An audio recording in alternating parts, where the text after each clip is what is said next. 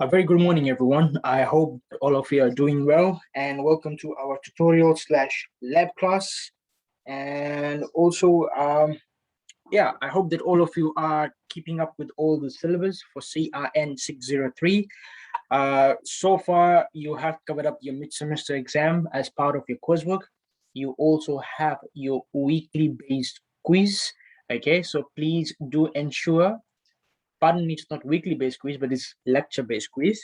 So please ensure that you go around completing your lecture based quizzes as well. Just to keep a good tab on where you stand in terms of your coursework, please do go and often have a look at your grade books and also your mid-semester exam marks in the grade books, so you would be able to rectify where you stand. The total mark so far would be right at the very bottom of the grade book. So with that said, and without any further delays, let's quickly go and start talking and discussing our tutorial. Now, before we do that, is there any questions or any queries from anyone in regards to any of the aspects of CIN603? Now, I think in Monday's class, somebody asked me if we are going to operate online or face-to-face after the 4th of October. Now, so far, the news from the Department of Computer Science and Information System is we will continue completely online from the 4th of October until the time when the university makes a general decision that the entire university goes face-to-face. So far, we will continue as we are doing with as we have been doing so far. Also, for your final examinations, now final examinations is still a question mark. Either it would be in terms of online based or it would be in terms of face-to-face. Now that is something the university will decide in due time and will alert the students and the staffs accordingly. So what do you need to do in order to ensure that you're updated with the information? Please always go and check your student emails. So in your student emails, generally the university throws in emails whereby important notifications as such are generally relayed to the students. Any questions, anyone? I'll give you a minute or two to go over some questions, and then we'll start discussing our tutorial questions followed by the lab on use case.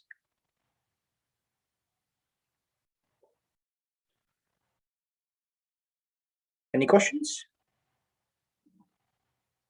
All right, no questions, let's continue. Are you able to see the tutorial questions on the screen, everyone?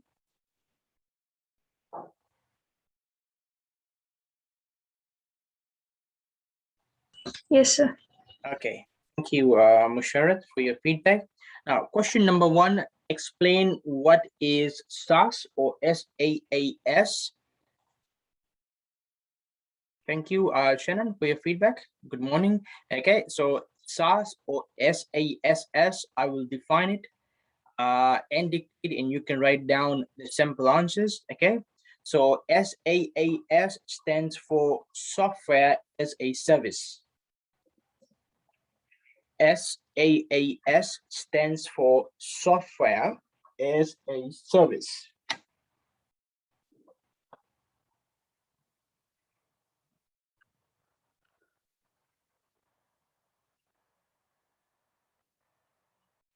Full stop. It is a software deployment model.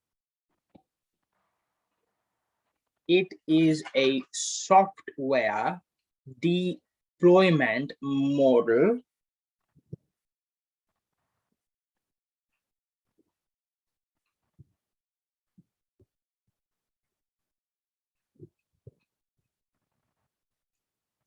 that hosts an application as a service. That hosts, HOSTS, hosts an application as a service.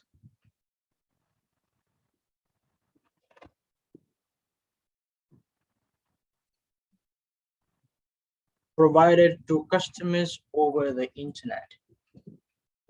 Provided to customers over the internet. full stop.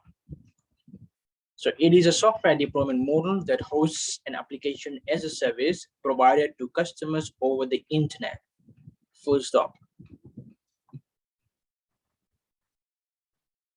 Now, question number 2. Differentiate between traditional systems development and web-based systems development. So what we'll do is we'll go around, first of all, we'll try to look at what is traditional development, and then we'll go around looking at web-based development. Now, traditional development, can you write down traditional development and underneath that put down a bullet or a number?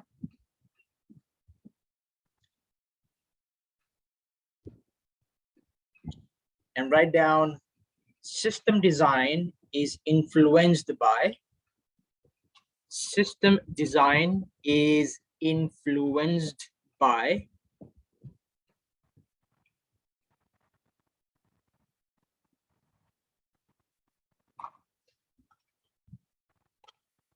compatibility issues. System design is influenced by compatibility issues.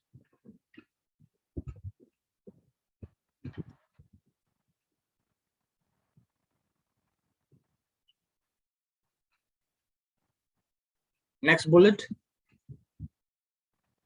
Generally involves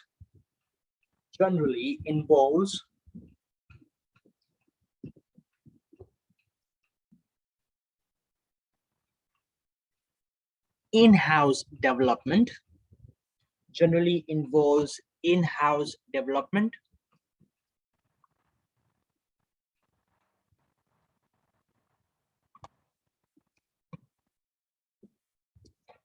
or purchase of a software package, or purchase of a software package.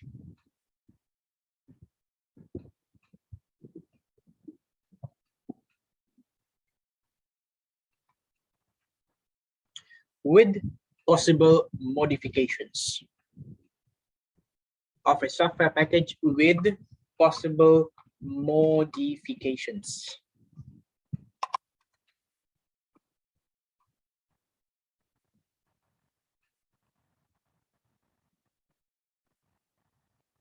With possible modifications, full stop.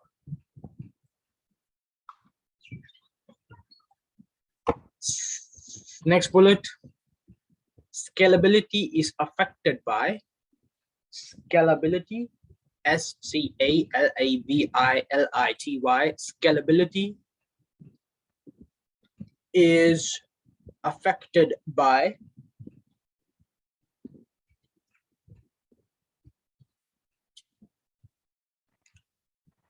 network limitations and constraints. Scalability is affected by network limitations and constraints.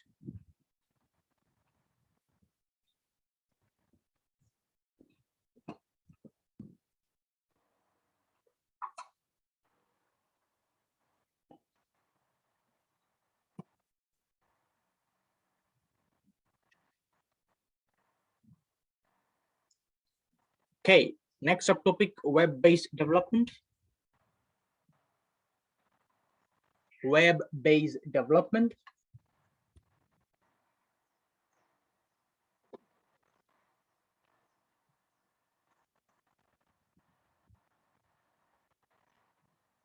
First bullet, systems are developed and delivered on.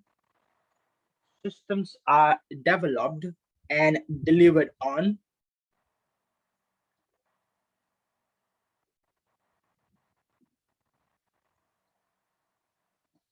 Systems are developed and delivered on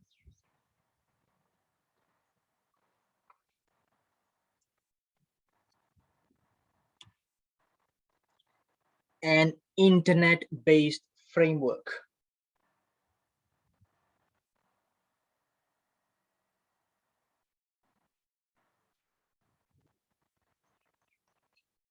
on an internet-based framework.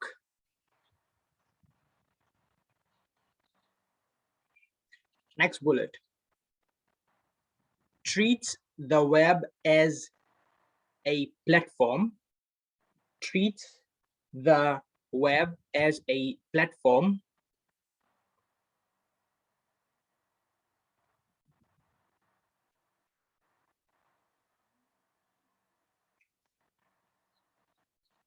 rather than a communication channel. Rather than a communication channel.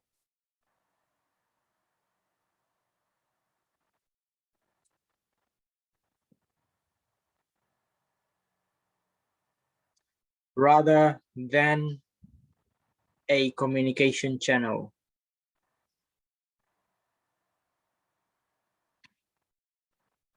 Next bullet.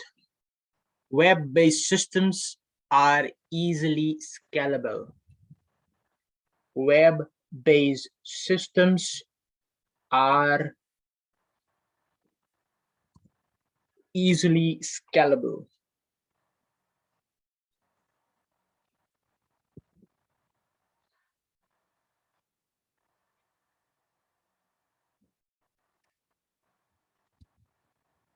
By the way, the word scalable means that it is able to meet the demands of growing needs of growing customers. Next bullet. Treats software applications as services. Treats software applications as services.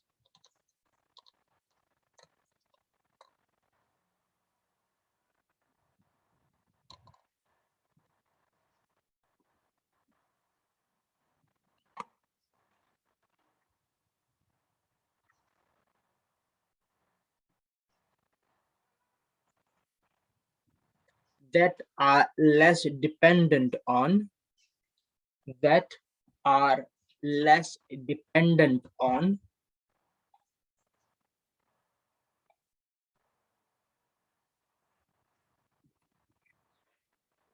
desktop computing power and resources. Desktop computing power and resources.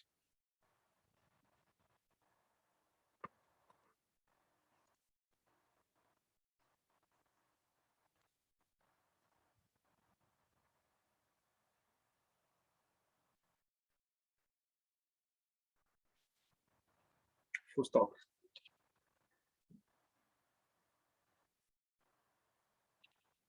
Question number 3. List and explain 3 evolving trends and the impact on the internet. So the 3 evolving trends as per our lecture notes, okay? So the 3 trends are, first of all, we'll look at Web 2.0.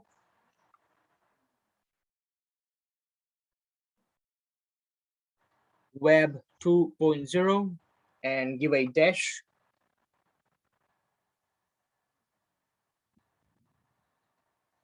Second generation of the web.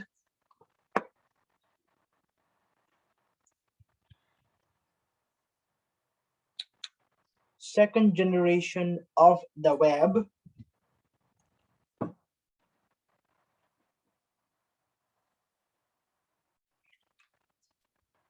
That enables people to collaborate.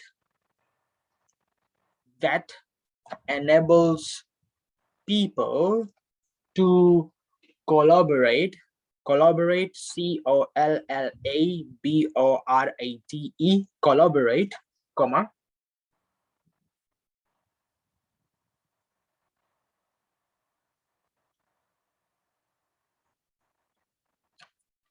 Interact, comma.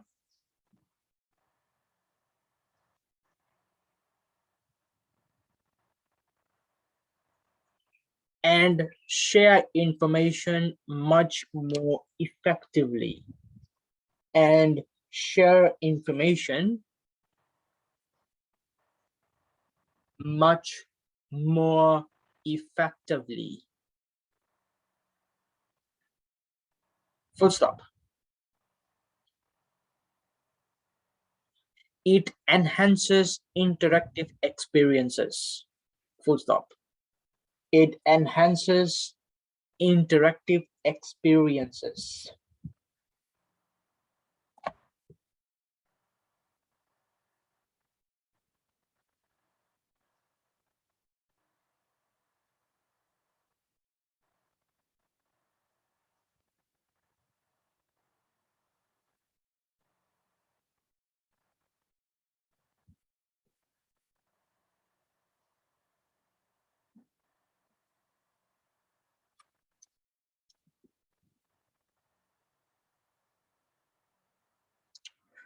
Now, the next evolving trend is cloud computing.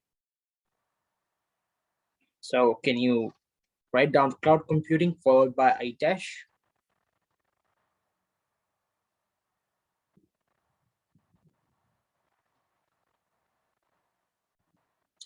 Online software in which applications and services, online software in which applications and services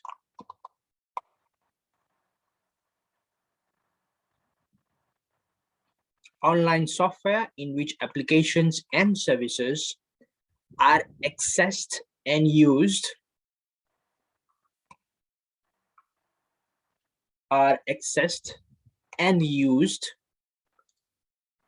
through an internet connection.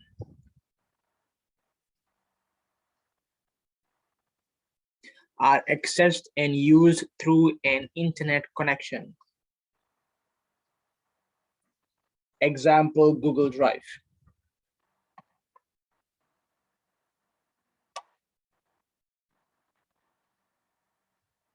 Example, Google Drive.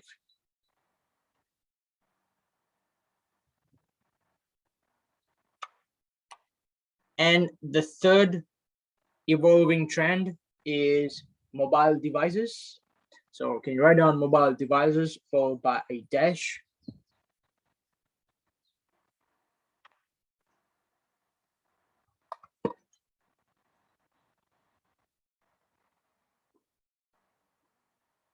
Smartphones, tablets. Smartphones, tablets.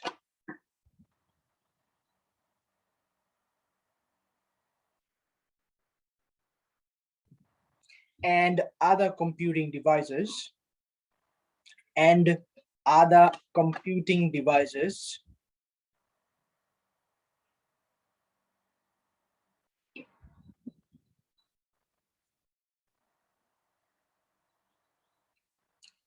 that are not permanently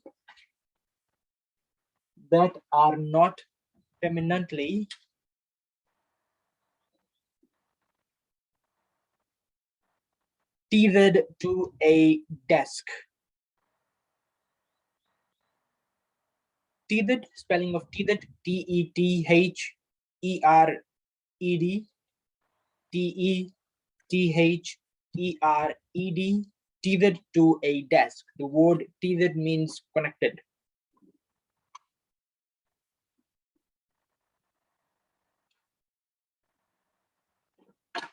Full stop. Okay, so these are the three evolving technological trends as per our lecture notes. Okay, Web 2.0, what it does, it enhances collaboration, interaction, and sharing of information. Now, how does that happen? You have your social media platforms, you have online communication platforms. For example, Zoom forms part of Web 2.0. Cloud computing is where you are able to access any form of application or service to the use of internet connection. Example, just mentioned Google Drive, Gmail, your email accounts, okay, or email platforms. They're also example of cloud computing. And mobile devices, okay, you know what all mobile devices are. Okay, smartphones, tablets, and other computing devices. So when we say other computing devices, Example would be your smartwatch, iPods, okay, and so forth. Next question. Define outsourcing and how does it work? Let's explain some outsourcing issues and concern. So first of all, we'll go and define outsourcing. Now, outsourcing is the transfer of information systems development.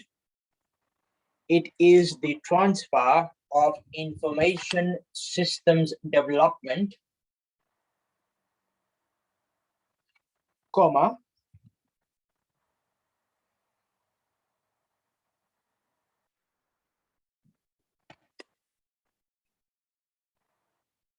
operation, comma,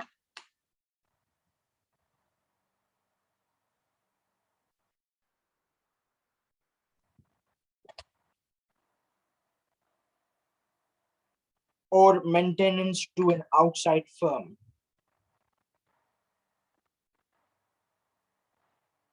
Or maintenance to an outside firm. It is the transfer of information systems development, operation, or maintenance to an outside firm.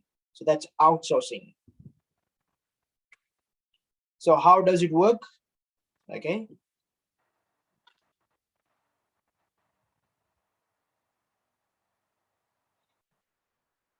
Now, outsourcing, it delivers a software application. Outsourcing delivers a software application.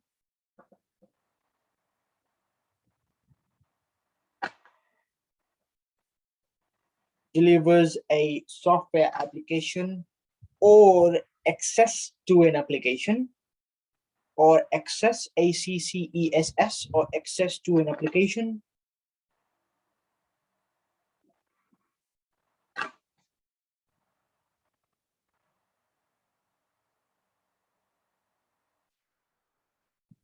By charging a usage or subscription fee.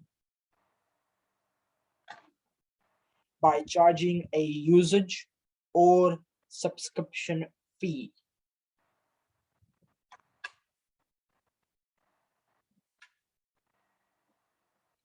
Full stop.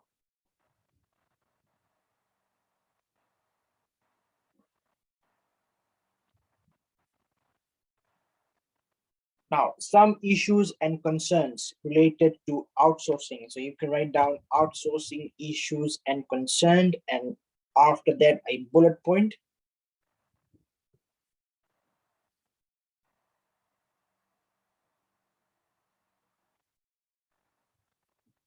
So first bullet point, outsourcing can raise issues with control. Outsourcing can raise issues with control.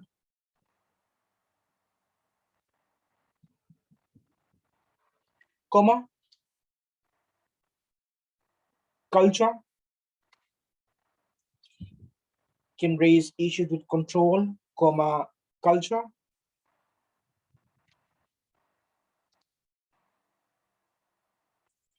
Comma, communication.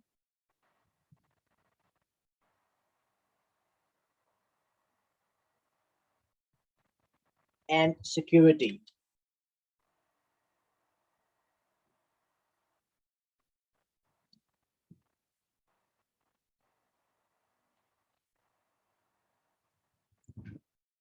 Full stop. Next concern, outsourcing clients can be affected. Outsourcing clients can be affected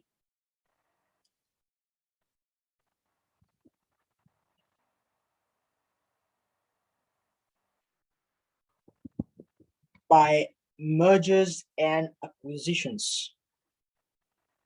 Outsourcing clients can be affected by mergers and acquisitions.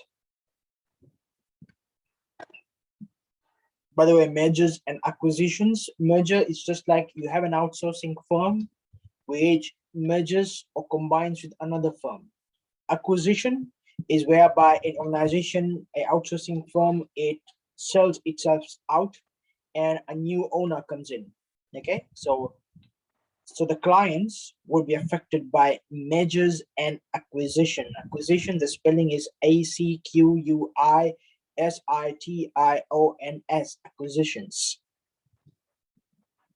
Now, next issue or concern is employee job security is a major concern.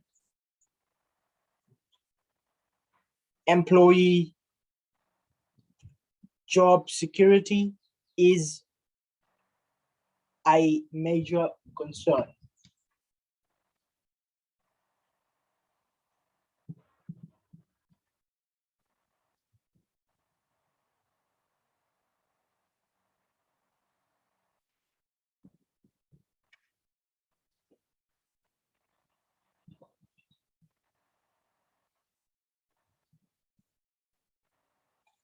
All right, next question. Question number 5. Define offshore outsourcing. What could be some reasons for offshore outsourcing? List some offshore outsourcing issues and concerns. So first of all, we'll define offshore outsourcing. Okay. It is also called global outsourcing. Please write it down. It is also called global outsourcing.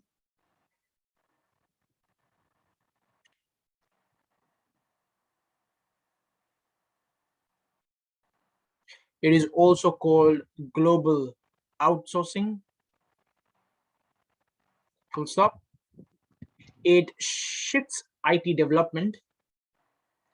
It shifts IT development, comma, support and operations, support and operations to other countries. Full stop. It shifts IT development, comma, support and operations to other countries. Full stop.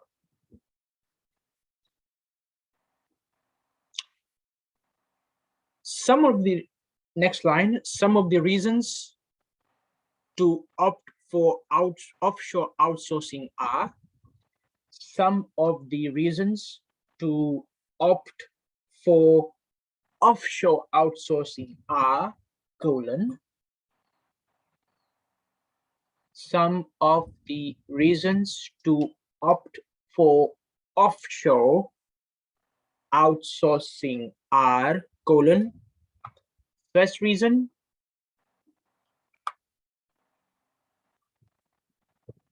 lack of technology, lack of technology in a country,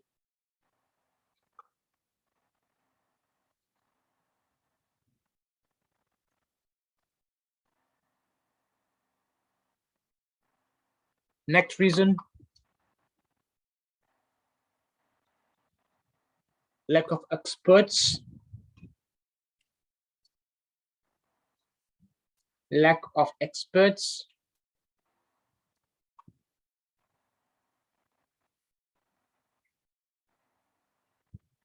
next reason, lower bottom line costs, lower bottom line costs.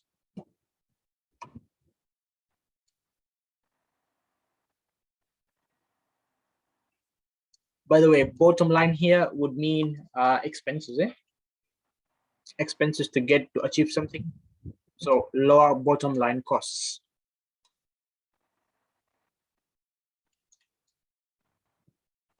Full stop. Now, risks and concerns.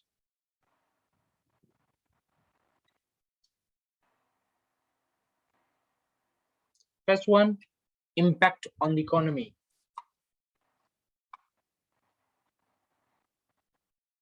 Full stop. Now, impact to economy basically means is that when you hire a Offshore organization, what happens? Money goes out of the country, so impact on the economy.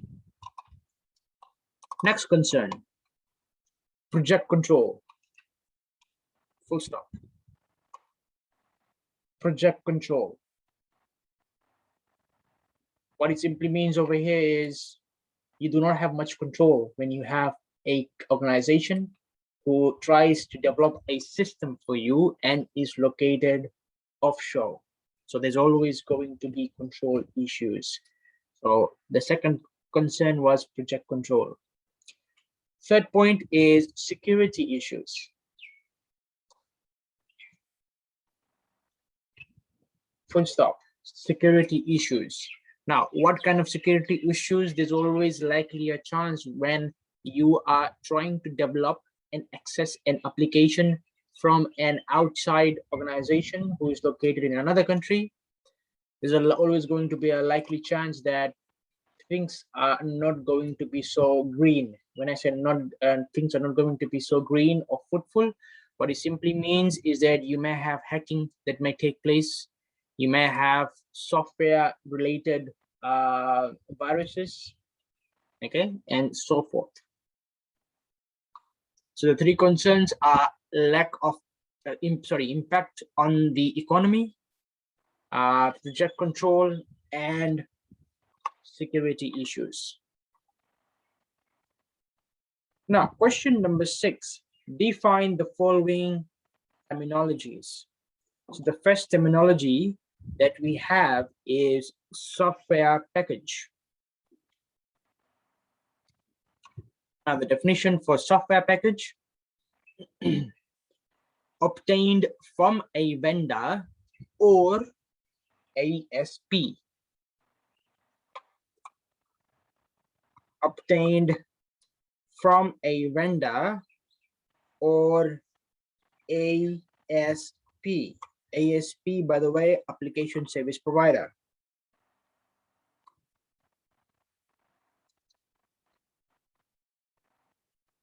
Next terminology, software vendor. Vendor or vendor, actually it's called vendor, okay? Software vendor, give a dash, they develop software for sale. Develop software for sale.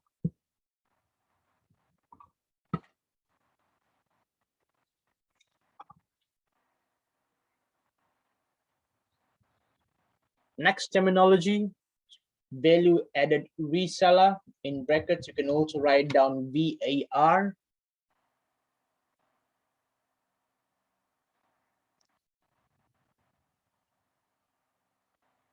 Enhances a commercial package by adding. Enhances a commercial software package. Enhances a commercial software package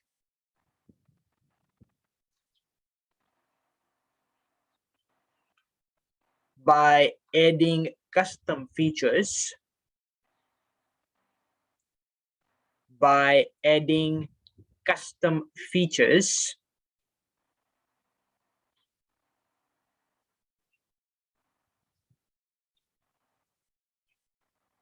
and configuring it for a particular industry. And configuring it for a particular industry. Full stop. Enhances a commercial software package by adding custom features and configuring it for a particular industry.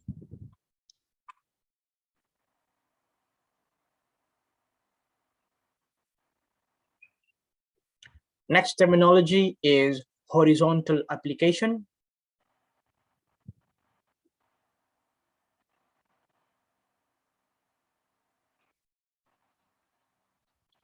It is a software application.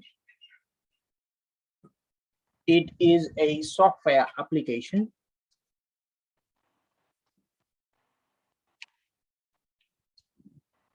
that can be used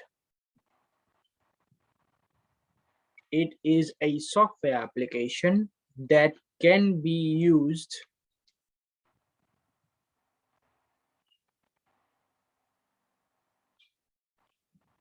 by many different types of organizations. That can be used by many different types of organizations.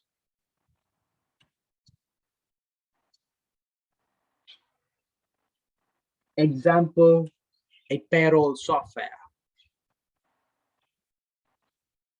Example, a payroll software.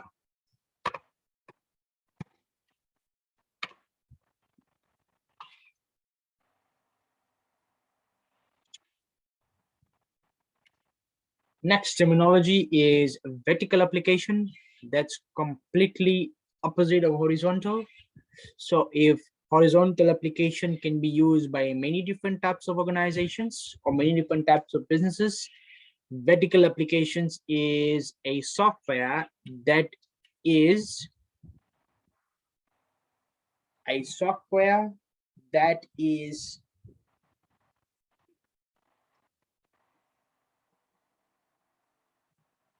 used by a specific type of business.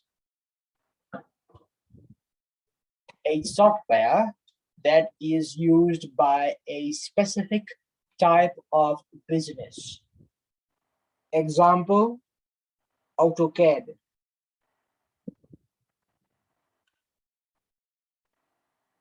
Specific type of business. Example, AutoCAD. Auto, A-U-T-O, CAD, capital C, capital A, capital D. Now, AutoCAD is a software that is basically used for architectural designs. Not anyone can use it. Only the architectural firms are able to use it. Therefore, it is unique and it is for a specific type of business. Now, question number 7. Compare the reasons for in-house development and purchasing a software package. So if we have to compare, let's go and put it down. So first of all, we'll look at in-house development and the reasons for it. So in-house development, first reason, it satisfies unique business requirements.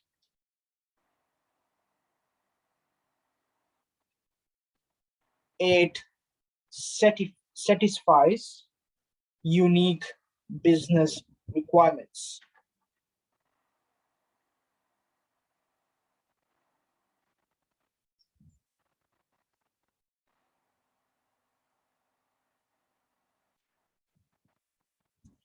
Next reason, minimizes change in business procedures and policies. Minimizes change in business procedures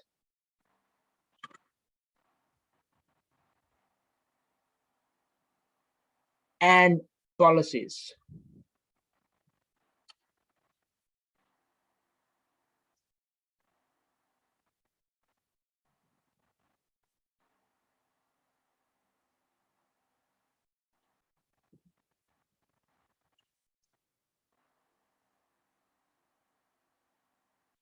Next reason, meet constraints of existing systems. Meet constraints of existing systems.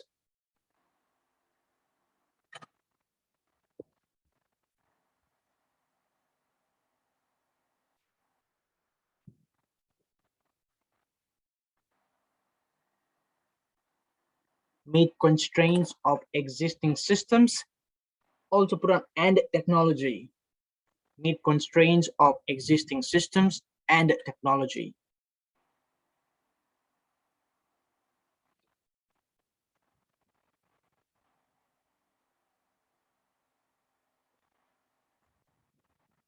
And the last reason is it develops internal resources and capabilities. Develop internal resources and capabilities.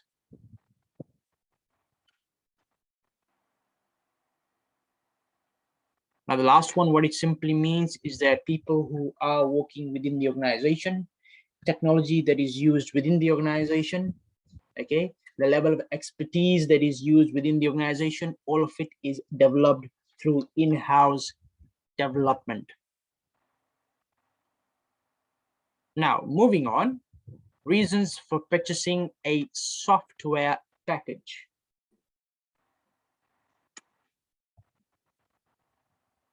Reasons for purchasing a software package. First reason, lower costs. Lower costs is the very first reason.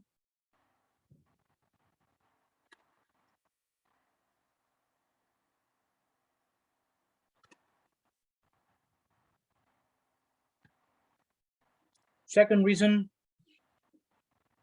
less implementation time.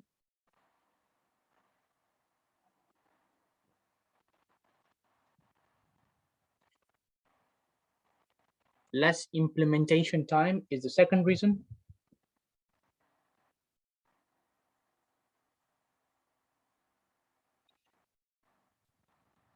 Third reason,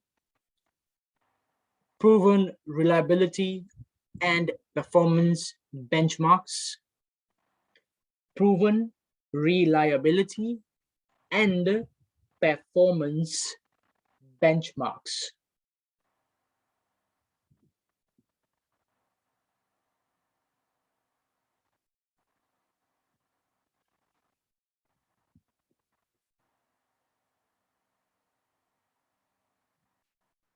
Next reason, requires less technical development staff. Requires less technical development staff.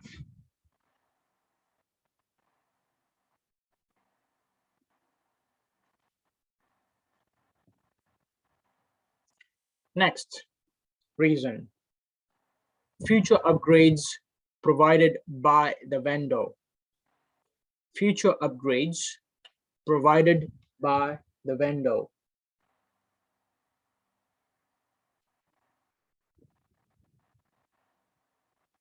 Future upgrades provided by the vendor.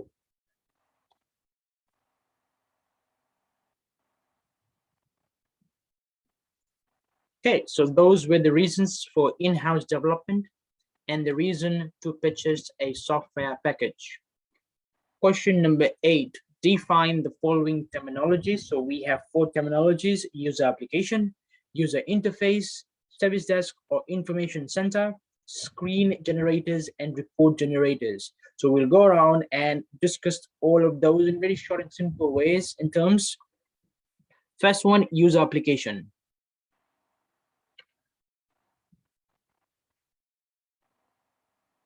Definition, it is the utilization of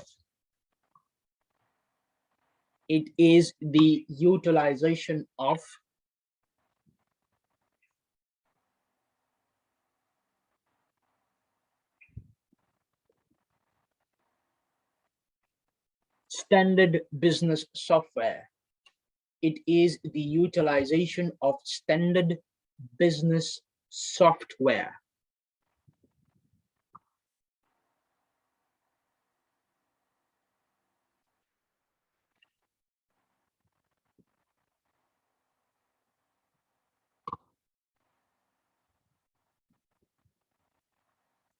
Next terminology, user interface. User interface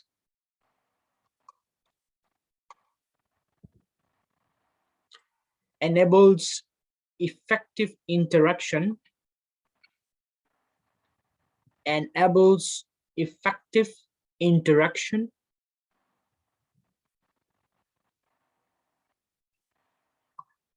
with the application.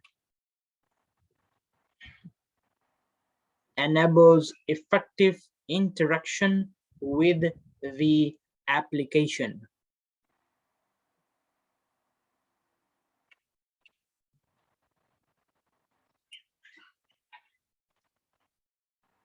Enables effective interaction with the application. Next terminology, service desk or information center.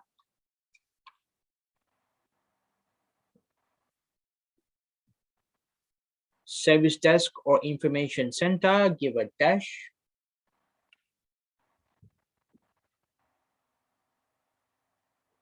It is the platform that provides, it is the platform that provides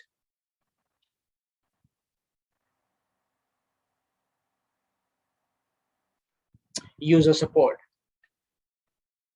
It is the platform that provides user support.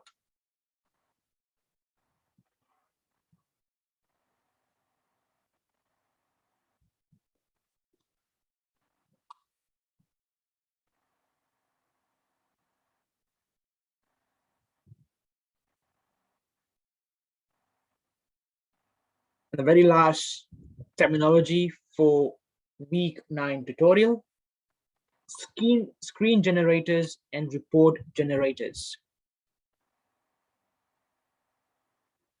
Screen generators and report generators, give a dash.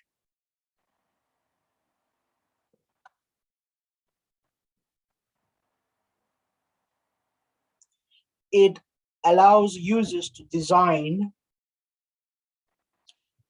it allows users to design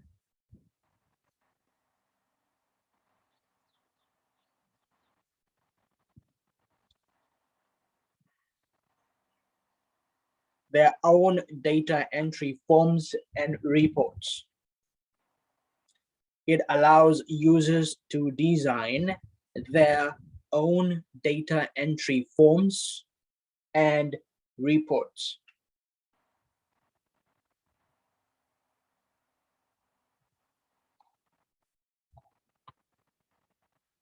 It allows users to design their own data entry forms and reports.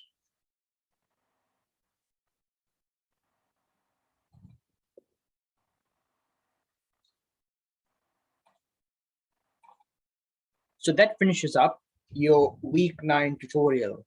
Now let's quickly swap over to our lab session, and we've got a UML use case diagram to go over. Okay. So without further delay, let's go into it. Now, what I will need you to do is I will need you to pay concentration on the Word document that is in front of you at the moment. Okay. So whatever I would be calling out or whatever I would be doing it, you will be able to see on the Word document. So first of all, it's called UML, Unified Modeling Language, Use Case Diagrams.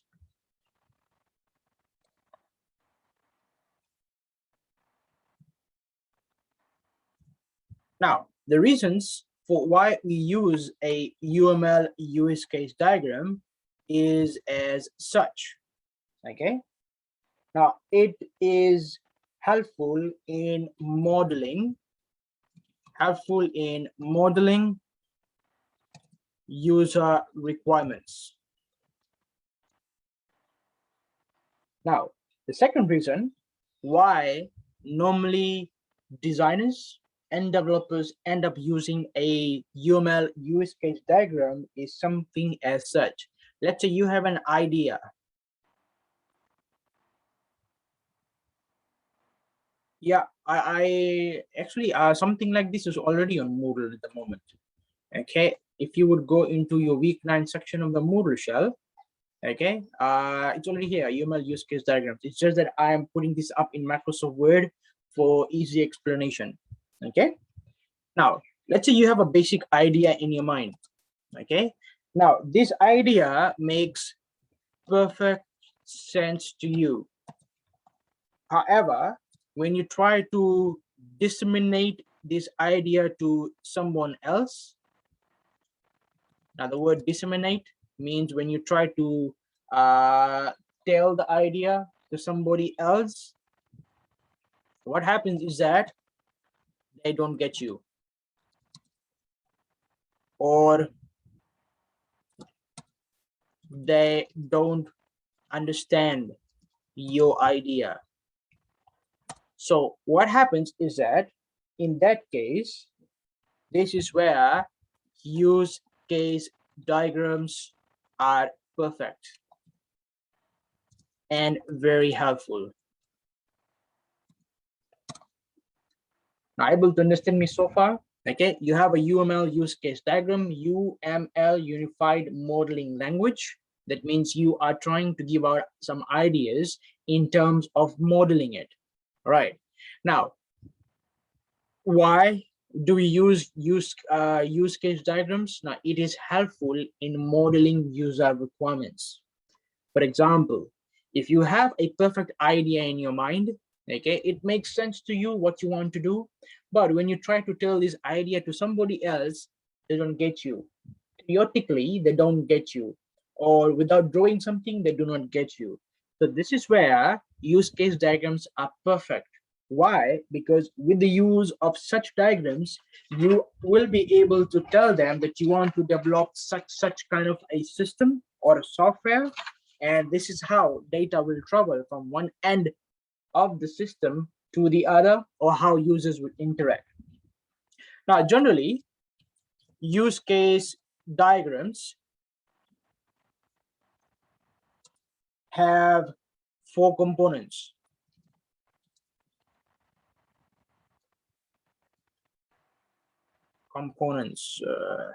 Okay, and these 4 components are as such. So we'll go one by one. Okay, so first of all, you have a component called system.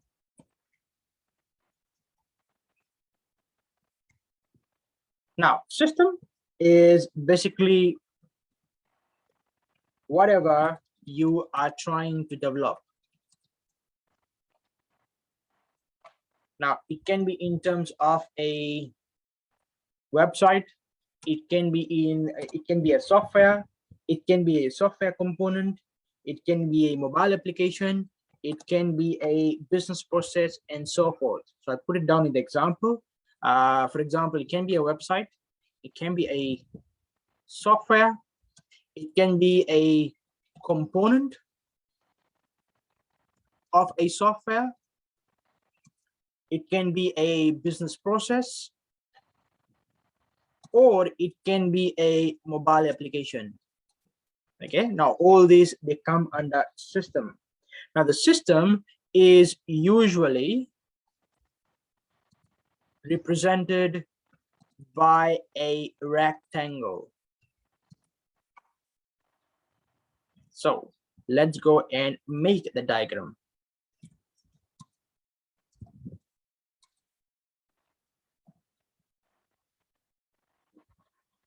So first of all, I want to put down a system. Now system is represented by a rectangle. So I'll go into my insert tab, from there illustrations group, shape, and I will choose a rectangle, and then I'll end up drawing a diagram. So I'll keep it something like this, okay, and I would have that white in color, and I want to insert some form of text as well. Now the thing is this, generally with a use case diagram, the name of the system goes on the top middle, okay, top middle. So this is what I would do. Now if I would type in the text here, it would be very difficult for me to control it. So instead of doing that, or typing using a right click and insert text, I will go into insert and text box. So text box, draw a text box. This is too big, let's make it bit more smaller in size. And I will write down, let's begin with a system and call it a banking app. So something like this, make it smaller, should go in the top middle section.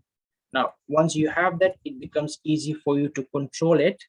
using a text box features. So with this, if I want to remove the outside border, do a right click, format shape. So the line, no line. There you go. All right. So that's your use case diagram so far with the use of a system. Now let's add on to it. Now with the system, anything that is within the rectangle is the process of the banking app. Now remember, we're making a banking app. So anything within the rectangle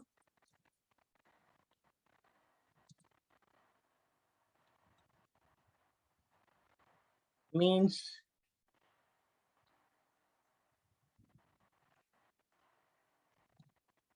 a process or a function of the system. In our case, the function of a app. Anything outside the rectangle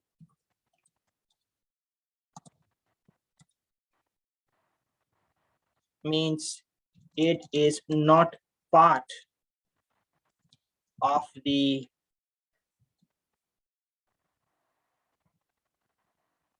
system.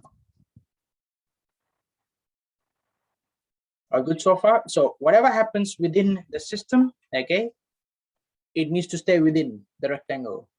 So that means all those things, in our case, the mobile app is able to cater.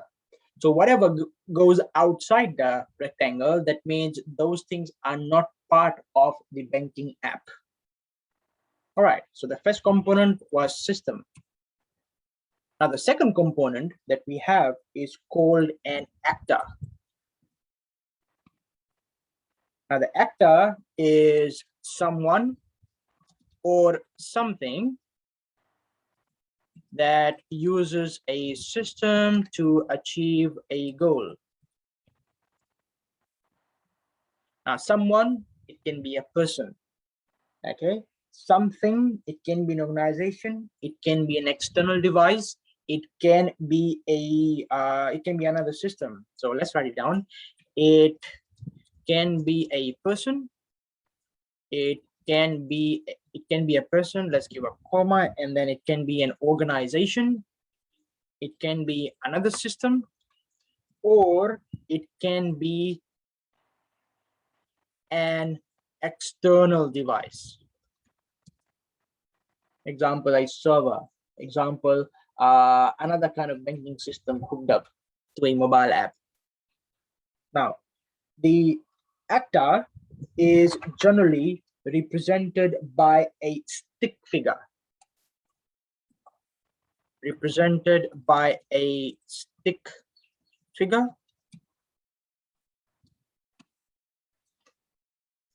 Moreover, we need to know that there are two types of actors.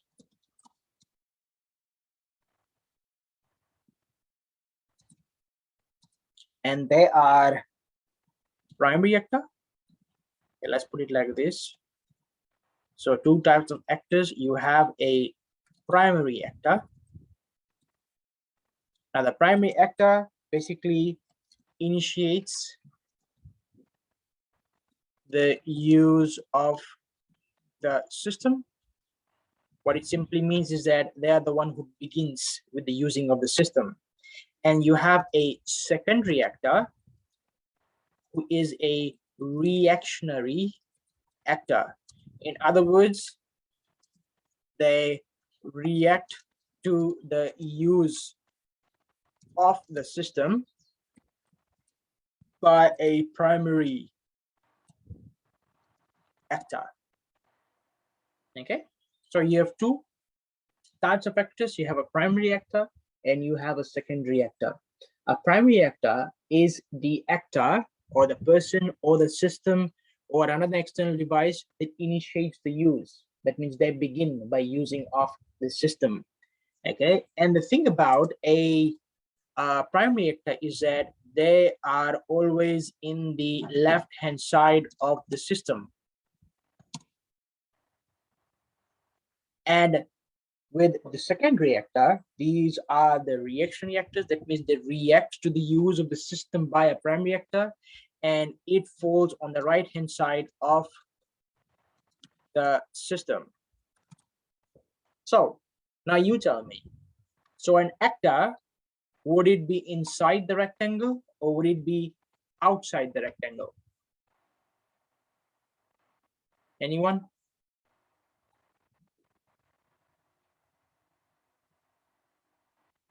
Anyone? Any guesses? Inside the rectangle or outside the rectangle? Say outside. Yes, thank you. It will be on the outside of the rectangle. Now, why on the outside? It's just that because, remember, whatever is inside the rectangle that represents the system, in our case, the banking app. So the actor is not part of the banking app. They are the ones who use the app. So they will reside outside the rectangle.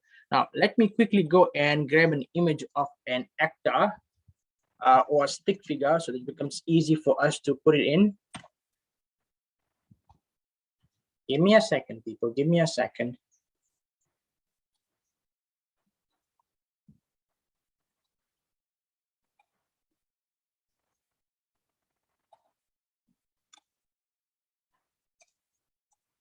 Okay, now I would like to go and insert an image.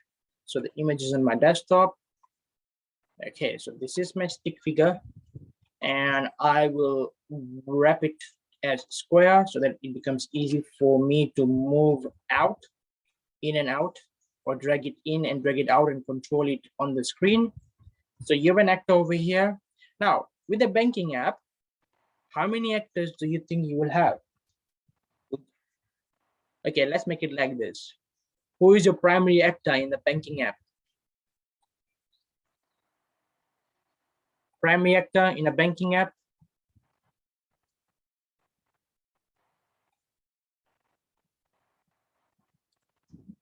Somebody has said something. Customer, right? Thank you, Shannon. So your primary actor is going to be the customer. Okay, so I will put it here as customer. Now, why customer is going to be the primary actor? Because your customer is the one who uses the app. So they become the initiators of using the app. Now you also have a secondary actor. Now your secondary actor in this case is going to be what? Who is going to be your secondary actor? Any guesses, anyone? I know this is quite new for you, but let's go and guess it out. So your secondary actor is going to be the bank. Why? Because they are the ones who are going to react to your use. For instance, if you would try to withdraw money, the bank reacts to it. How do they react? They provide you with the money. And then in case of a banking app, when you try to withdraw money, or when you try to, let's say, transfer money from one account to the other, so the bank reacts to it by actually seeing whether you have the balance in one account so that you're able to transfer it to the other or not. Okay, so they react to your actions. So that is on the actor. You have a primary actor, and then you have a secondary actor. So the next actor that we have, so the next component that we have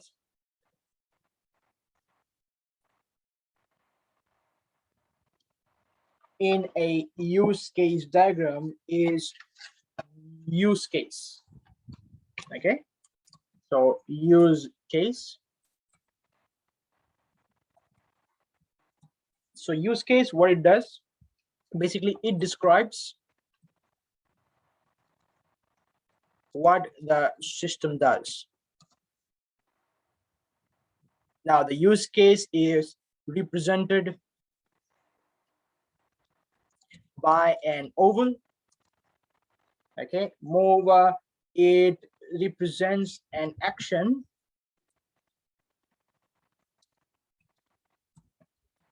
that accomplishes some sort of task within the system. Application accomplishes tasks within the system. And since it accomplishes tasks within the system, the use cases are placed within the rectangle, or within, let's say, not right down rectangle, within the system, because the rectangle it represents the system. Okay, so that's overall on use case. Now if you try to go and have a look at the example that we have of a banking app, so what will the banking app do? So what the system does, it allows the customers to, let's say, to log in.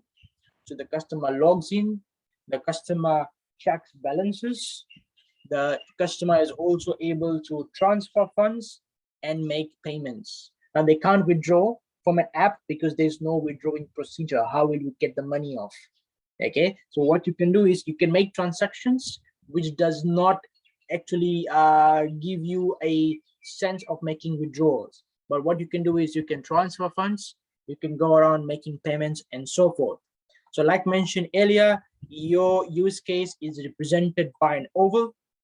So I'll go to insert, illustrations, group, shapes, command, and I will try to get an oval, and I will try to draw it something like this. Okay, I will be putting it somewhere on the left hand side. Why the left hand side? I'll tell you. There are some more elements that we'll be placing in here. So we will put it up on the left hand side and have a outline of black, and I will add text. So the first use case that you'll have is login. Okay, so the customer logs in. Also, apart from logging in, the other processes that your customer is able to carry on with the banking app is check balance.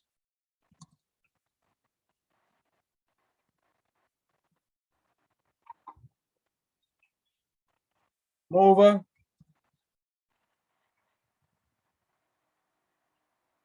your customer is also able to transfer funds. Pardon me, my word, Microsoft Word is freezed. Give me a second, please. So you'll also go and create use cases for check or transfer funds and also make payments. So how do you transfer funds? You transfer from one account to the other, from your account, let's say, to your brothers or to your sisters. Or if you have multiple accounts within a bank, you can transfer from one account to the other. How come multiple accounts? Sometimes you have a check account, sometimes you have a current account. So the current account or credit account is normally when you have a credit card, okay, and then you may have savings account. So you can transfer it within, transfer from one account to the other from the banking app. So transfer funds. And also one of the things that you can do with the banking app is you can also go around making payments. So how do you make payments? From your account or from one of your accounts, you are able to make payments such as EFL bills, or pay your insurance, or basically buy groceries, or even buy recharge cards. Now the banking apps, they allow you to do so. So that's on use case. And the very last component that we have on use case diagram is called relationships. Now, relationships is just a way of the use case diagram telling how an actor uses a system to achieve its goal. So, actor uses the system to achieve a goal, and to do that, they must interact with the system.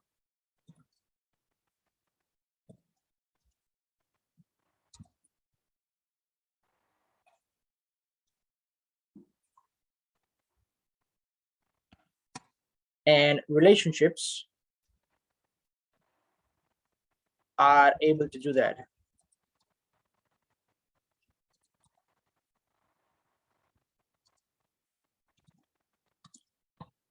Also note is that if you have an actor, okay, your actor should at least interact with one of the use cases. If you have an actor who does not communicate with any or interact with any of the use cases, that means there's no use having that actor in your use case diagram. If they don't use the system, so what's the use of an actor? Okay, so you need to ensure that, so when you are building relationships, the actor should at least interact with one of the use cases. Now, to actually draw your relationships, it's drawn something like this. Again, I'll go into the insert tab illustration scope shapes command, and I will use a line. So your actor, your customer logs in. Now, does the logging in has to do anything with the bank? No. Why not? Because the app handles the login, the app and the database. So the bank has nothing to do with it. Okay. Now, next up, okay, check balance. So to check balance, the customer interacts with the use case. Now, does the bank has to do anything with checking balance? Yes, they do. Now, the app provides with the interface and the database, but the bank keeps a record of the balance. So therefore, the bank also interacts with checking the balance. So remember, the customer checks the balance and wants to check what is the balance, so initiates the use, and the bank reacts to it by showing the balance.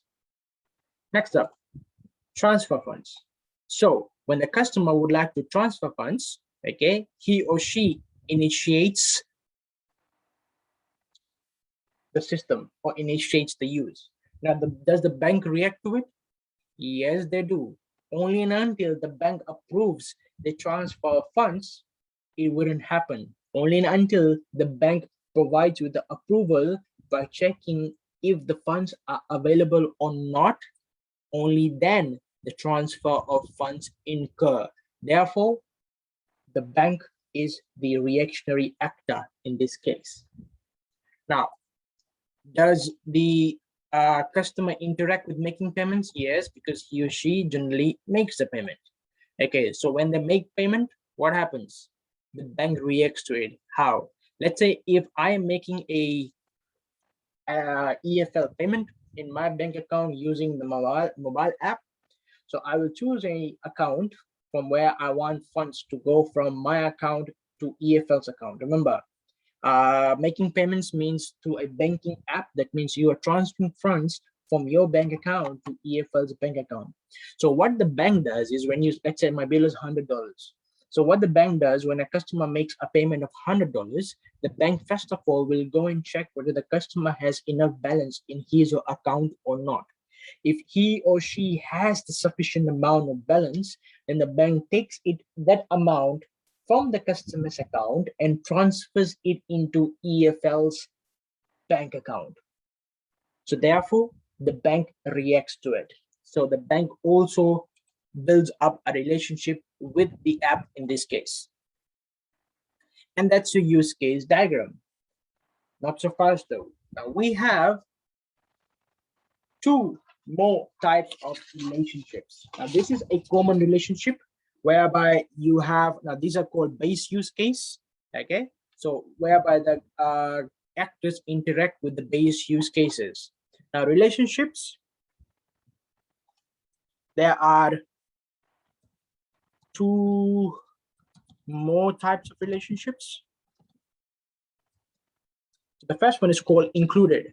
Now with the included relationship, okay, it shows the dependency between the base use case and the included use case. Okay, so shows dependency between the base use case and the included use case. In other words, what simply happens is that every time a base use case is executed, comma, so does the included use case. pardon me, included use case. Now, how does that work in our case? Now have a look at this. Now these are the base use cases. So do you feel we have any included use case?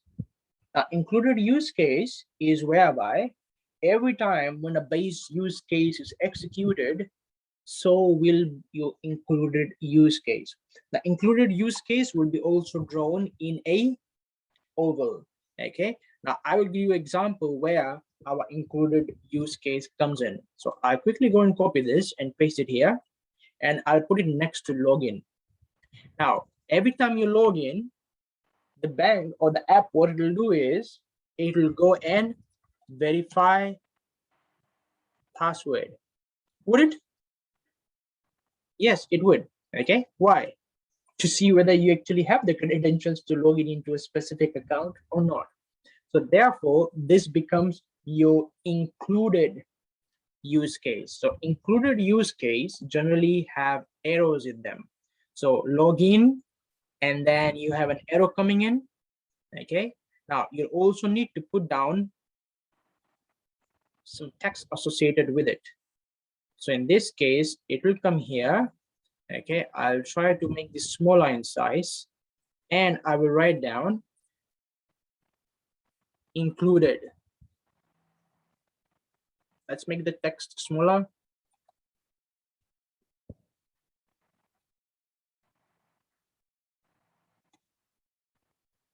There you go.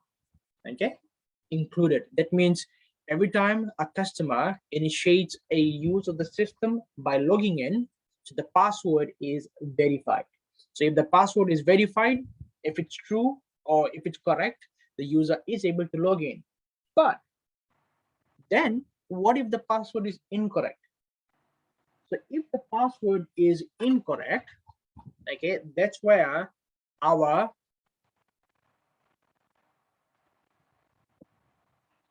second type of relationship comes in, which is called extended use case. Now, extended use case, it has a base use case and an extended use case as well. Okay, now how does it work? Now, extended use cases execute on need basis only. Okay, it executes on need basis only. For example, to meet a specific criteria.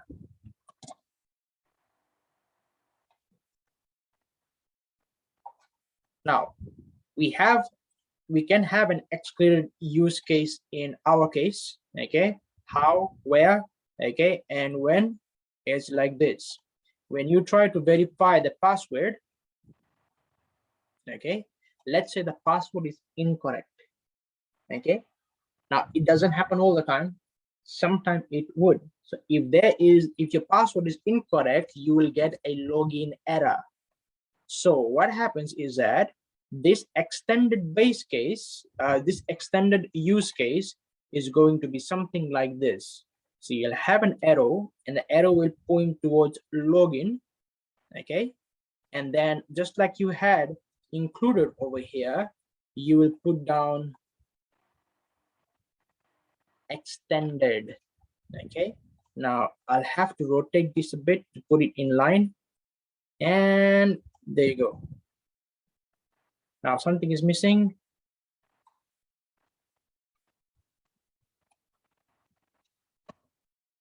Okay,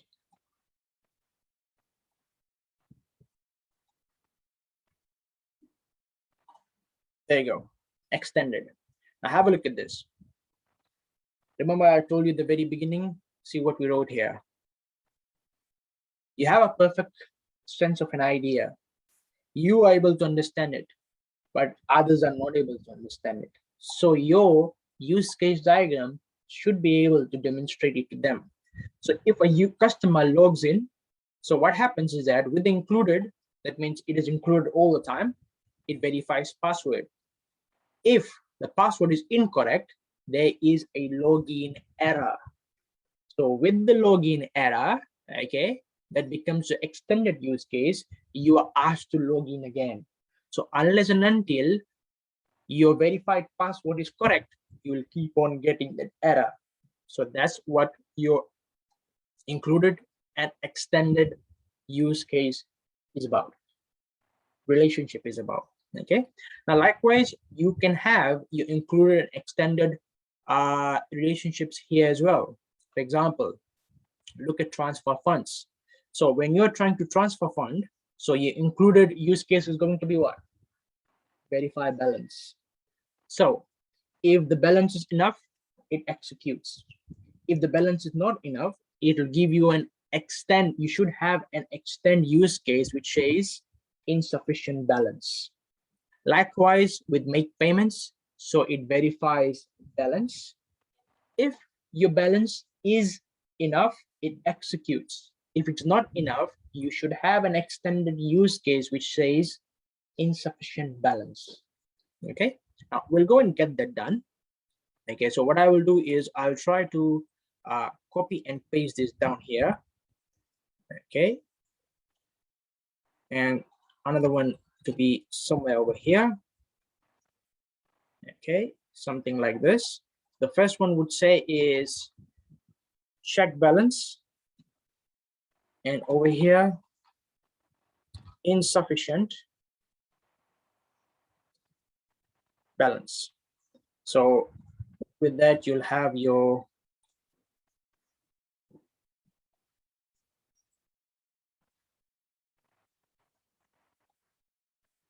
arrow coming in.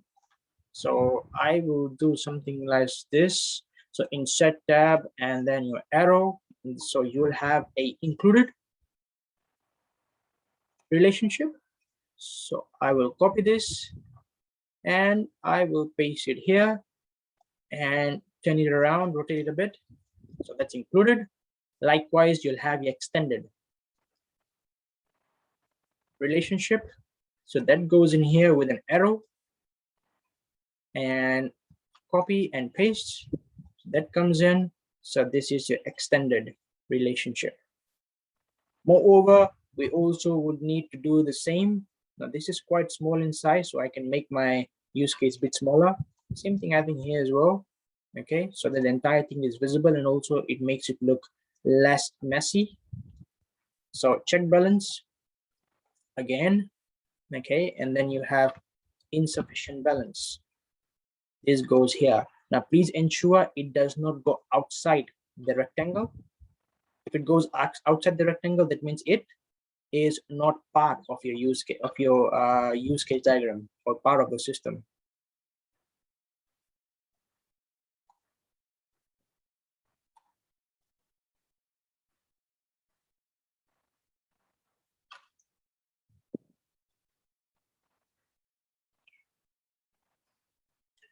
Okay, so the errors coming in for your included, so payments, and then you'll check balance. So every time payment is made, the first thing that is executed, the thing that is executed together with it is included. So therefore, your balance is checked. So if your balance is not enough to make payments, then comes in the criteria, okay, that you do not have sufficient balance, therefore you cannot make the payment. So that forms your extended relationship. Now, what I would normally suggest for you to do is this. For your included, okay, for your included use case, you can use a different color. So I'm using orange. So that basically goes and signifies whether it is correct, which it goes and signifies which all are included use case. There you go. And same thing here. With your extended, what you can do is you can use a different color. So I will use green probably. Okay. So that makes it much more differentiable. And that's how you go on making a use case. Now the thing is this is not difficult. It's just that you need to understand it. Now, with your project, you are asked to draw a use case diagram, and you'll have to draw it your own self, and you'll have to go and rethink about it, what all or who all are going to be your actors, what all are going to be your use cases, base use cases, included and extended use cases. Now, if such a question exists in your exam, you will be given a case study. So based on that case study, you would be asked to go and make a use case diagram.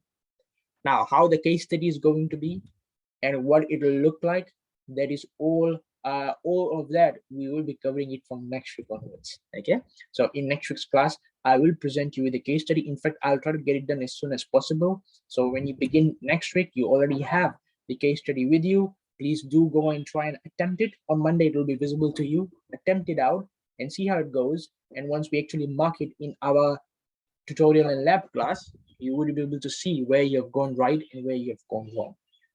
All right, so any questions and any queries before we knock off the class for today?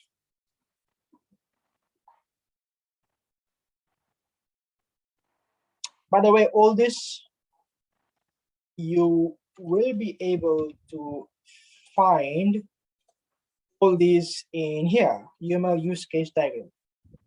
And I've also given you a short exercise, create a use case diagram for a hotel page. Okay, identify all possible actors, identify possible use cases, allow interaction. How do you allow interaction to the use of relationship? Are there any included or extended relationship? Okay, now you don't need to okay, just try listing it down, plot it down in a use case diagram, and let's go and discuss it very first in next class. And if you get some time in our lecture class, you can always go and discuss this. By the way, I must tell you, a question or use case diagram has been in CIN603 exam paper for the last 6 to 10 years. It's always been there. So there's a likely chance that it will be in there again. So please do learn this properly, put in your heart and soul to learn them. And also, why I'm asking you to put in your heart and soul is because you also have a aspect of use case in your major project. So please do learn this properly. All right, everyone? Okay, is there any questions? Any queries? Any confusions? No? If there's no questions and no queries, this is where we'll knock off the class for today. So thank you very much, everyone, for putting in your time and efforts and coming in. We will meet on next week, Monday now. Till then, take care, stay safe. Thank you. Thank you, Subha.